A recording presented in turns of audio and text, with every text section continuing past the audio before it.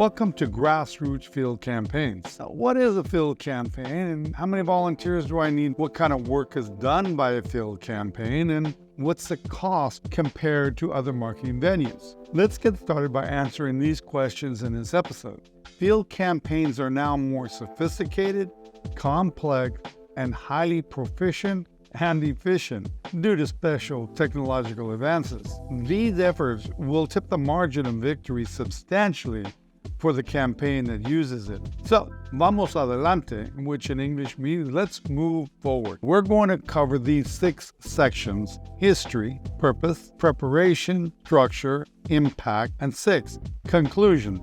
In the political world, every objective is to disseminate the candidate information and support, to gather, inform, and inspire your supporters.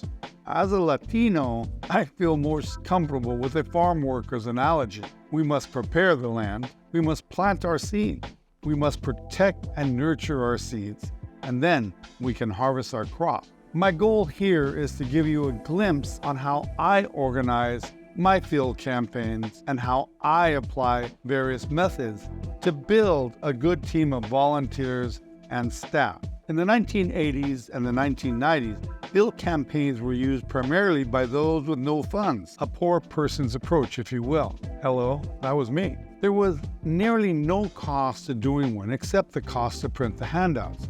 You could buy your list from the county registrars and buy your precinct maps there as well. And if you were creative, you could do targeting using yellow and blue highlighters. The combination created a green target, giving you a 3-tiered targeting system. But also, as technology began to present itself, so then came the cost, but also higher levels of efficiency.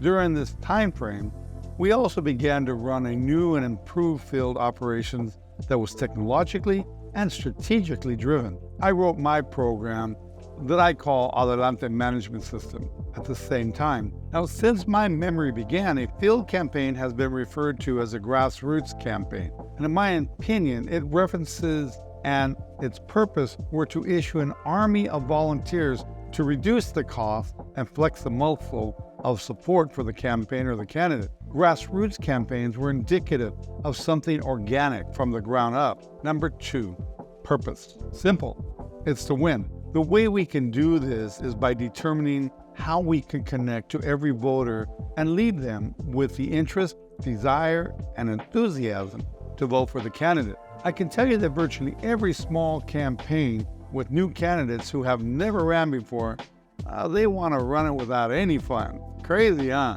Now, I, for one, don't blame them. I mean, why should one have to pay money to be a public servant? That's a whole other subject for another time. Is it possible to run a zero-budget campaign? Sadly, I believe the answer is no. And regarding a field campaign specifically, there are a multitude of ways to communicate to your voters, like mail, TV, radio, advertisements, social networking, and signage. But none of them can hold a candle to a good field campaign. None of the others will have a retention value worth its weight in gold, and none of them can provide you with valuable data on the district. So now let's go to how do we prepare a field campaign. Number 3, preparation. For this, you'll need to gather and prepare all the resources that you will need to run your field campaign. At minimum, you'll need the following. Number 1, targeting formula. 2, field supplies. 3, field timeline.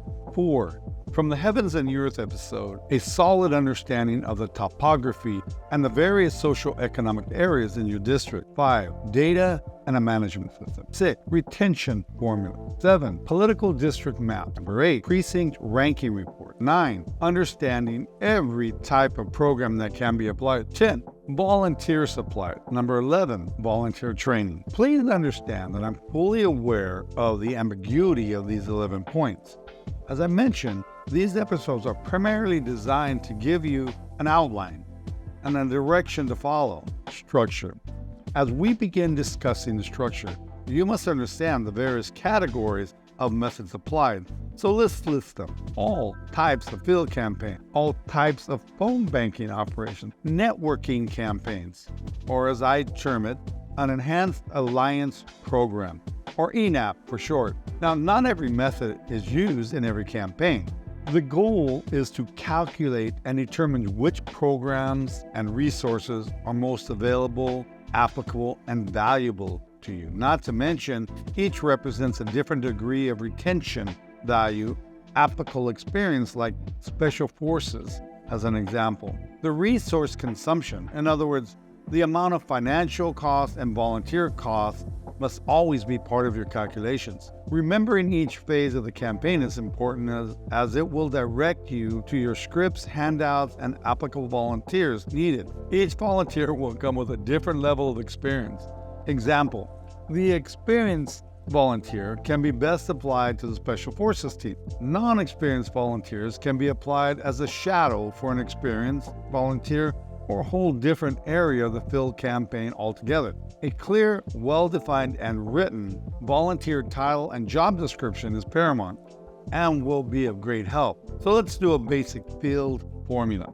Your district is 30,000 voters, and there are 60 precincts in total. You have 20 weeks before Election Day. Subtract 2 weeks for your GOTV or your hard persuasion phase.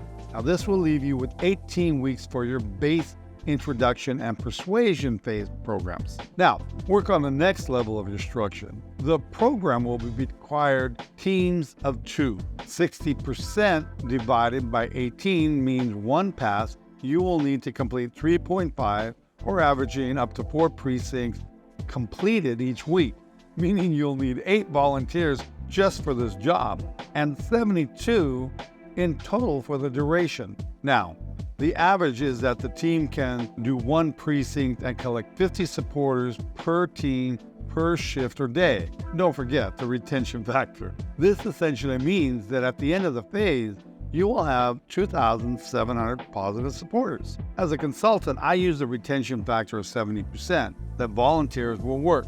Again, the math being that the targeted 2,700 you should be able to retain until Election Day 1890. Can these numbers be higher? Yes, but only with a stronger program overall. So this represents a basic structure or calculus for a field program. Now please note that the candidate has a different effect in supporting, gathering, and the retention, as do community leaders. A single return from a candidate on a completed single path can identify an average of 1,500 supporters or 80 to 90 IDs per week with a retention factor of 90%. This over the whole length of the campaign. So the candidate's final return being about 1,425 total voters. But the candidate needs to dedicate the time. And if you're the consultant, it's your responsibility to keep them moving. The candidates need about 5 precincts per week to achieve this. But there are unseen additional benefits here, and that is that they will keep their fingers on the pulse of the voters and their district, not to mention a candidate retention factor. This will strengthen and inspire the candidate. For community leaders, I use an 85% factor. Number 5, impact. Of all the communication methods available, a field campaign is the most effective in educating, informing, and motivating a voter to vote. Mail may move maybe 1%, and others like signage, social media, broadcast media, and others are not measurable yet. Additionally, field efforts offer the most precise form of data collection. Things like voter issues, opinions, signage locations, matrix, and support levels are just a few. Allow me to zoom out a little bit and try to share with you the big picture here. Here in this 30,000 voter district size, the campaign or the candidate will need a total of 7,500 plus 1 vote to win. Now, based upon the 72 volunteers and based on a required 18-week program, using the scenario of your field program, you should gain no less than 3,315 positively identified support voters by the end of this campaign. You must know that this is not enough. You will need other marketing venues to win, unless, of course, you can find an abundance of volunteers each week, or 2 or 3 times more than the 72 volunteers I use here. Conclusion. Although the impact is greatest regarding a return on your effort, it's also the most exhaustive and can be more expensive than anticipated. Understanding your planning carefully, cautiously, and strategically is the key here. I recall 15 years ago, a budget that I did, the complete budget was over $500,000. Well, 1/3 of that was dedicated to the field.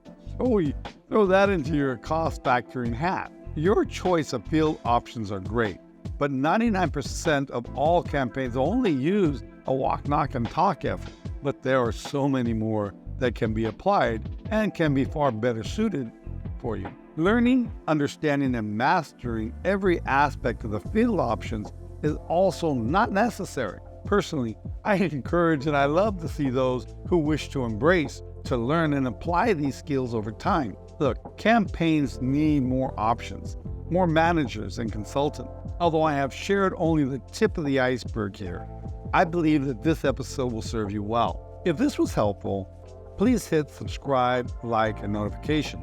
Please feel free to buy me a cup of coffee. Link is below. And I'll be adding 2 more episodes at the back end. Episode 13, Campaign Tools and Supplies, and Episode 14, Running Your Campaign Conclusion. So thanks for joining me. See you in the next episode, number 12, of Social Networking. A su servicio, which means at your service, Chess Cervantes.